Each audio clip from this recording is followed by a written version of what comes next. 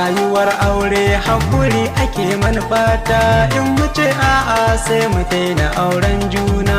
Rayuwar aure hakuri ake manufata, in mun ce a'a sai mu daina auren juna. Rayuwar aure hakuri ake manufata, in mun ce a'a sai mu daina auren juna. Ni da sunan Allah nake nufin waƙata, rabbi kara salati ga shugaban makaranta, alihi da sahabbai kasa suna inganta, auliya wallahi maza hada har mata, sada duk mabiya gun rasul karshen gata. Rayuwar aure hakuri ake manufata, in mun ce a'a sai mu daina auren juna. Rabbi kare ni da hassada a kowane hali, ka cire min kyashi ka tattare matsaloli, a cikin dukkan lamura na kai mun hali, maganar sunnar ɗaha yau faga ta akwali, rabbi sanya na gama ta babu mai kyara ta. Rayuwar aure hakuri ake manufata, in mun ce a'a sai mu daina auren juna. A cikin soyayya ana batu mai daɗi, babu wanda ta kai ki a zuciya sai kaudi, in a ce za a raba mu rayuwa ba daɗi, ita ma sai ta faɗa mishi ana ta nishaɗi, ko wuya ko daɗi suna ganin sun huta.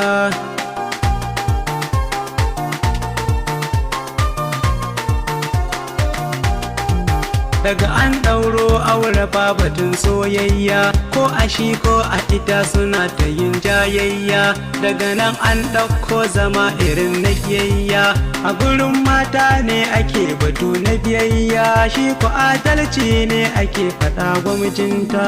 Rayuwar aure hakuri ake manufata, in mun ce a'a sai mu daina auren juna. Shawara ta ga mazanmu ni da ku mun fi kusa, sai mu yi adalci zaman mu komai nisa, hakkunan aure sai ku zo mu kawo su kusa, dan ilahu ya tsaro su sai mu bar wata wasa, in muka yi haka lalle ko mun bi hanyar kubuta. Rayuwar aure hakuri ake manufata, in mun ce a'a sai mu daina auren juna.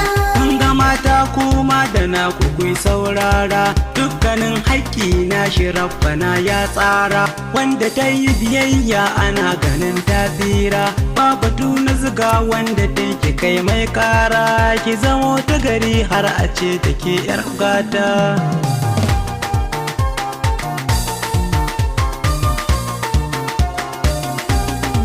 Kaga ango da amarya hakkuna kun tara, wanda ya ce bai san su ba ya yau saurara, a gurin malam za ya kai ka kogin tsira, in ka bi ka fahimta kana da ɗaukan gyara, a zaman aure na ku za ku yi fifita.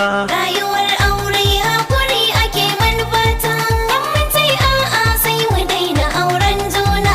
Hakuri koyi ne a gun aiki na jini, wanda duk dai haka zarta bai zama konkoni, mun ji aure ibada ake faɗa ba rauni, a cikin aya da hadisi kowa ya gani, hakuri sai mu yan mazan mu har ma mata.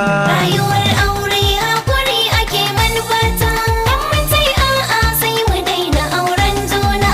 Mai ɗaya adalci gare shi ya sassauci, in kayo ta biyu na uku zuwa hudu kunci, wanda rabbi ya shirye shi sai ya yi adalci, wanda ya san ba zai iya ba zai sha ɗaci, ya kasance da ɗayansa haka rabbi ya furta.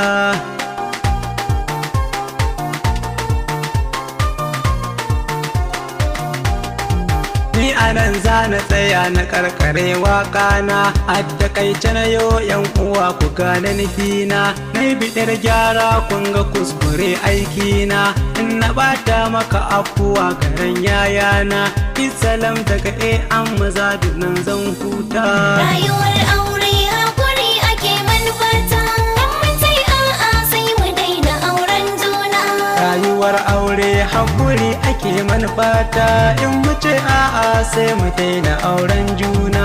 Rayuwar aure hakuri ake manufata, in mun ce a'a sai mu daina auren juna. Rayuwar aure hakuri ake manufata, in mun ce a'a sai mu daina auren juna. Ni da sunan